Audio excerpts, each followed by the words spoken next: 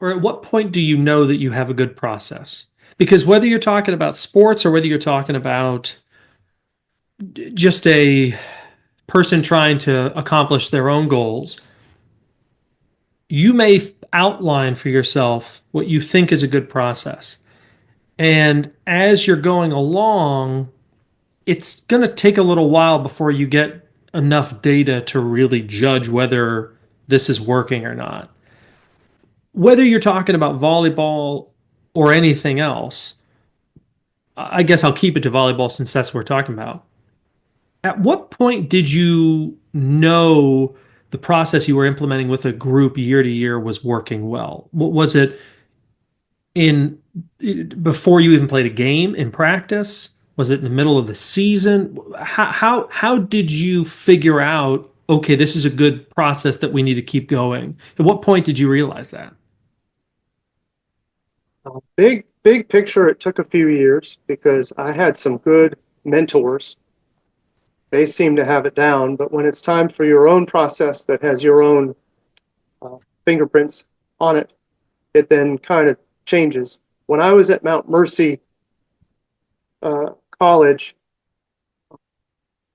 part of that school had no athletic scholarship funds in a conference and in a division that had scholarship funds.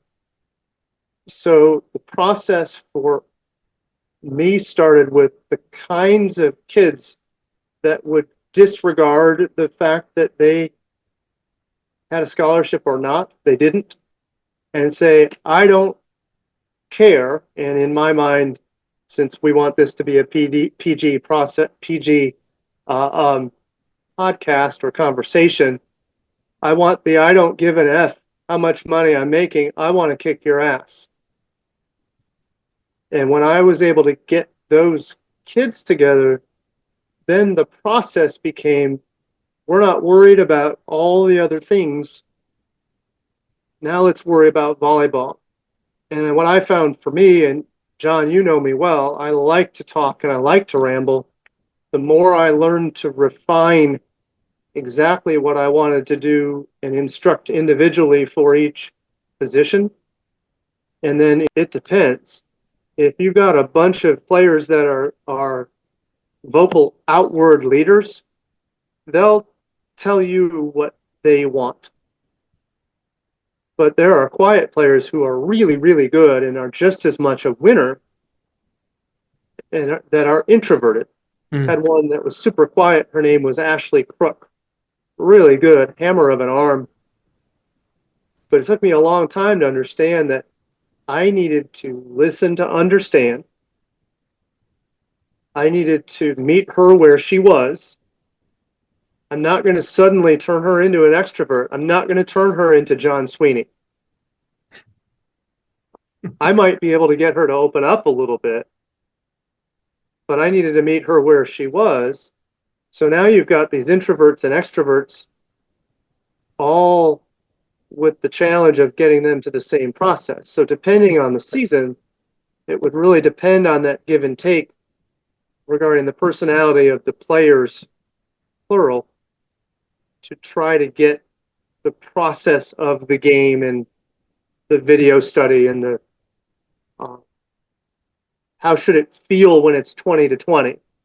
You should feel pretty amped up, but if you're overamped, you're going to hit it too hard. Mm. If you're underamped, you're going to get your butt kicked. So where is your mental state?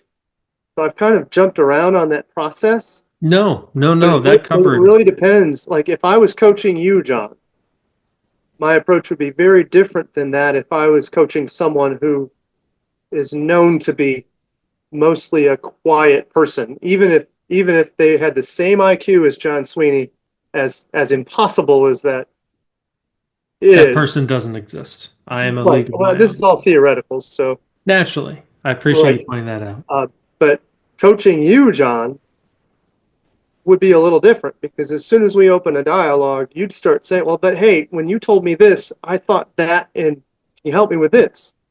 For somebody who's not as communicative, it may not be a word, but I think the that's where the coaching changes. to, all right, this is what I observed. Tell me what you're feeling right now. Tell me where Well, your mental state is, etc.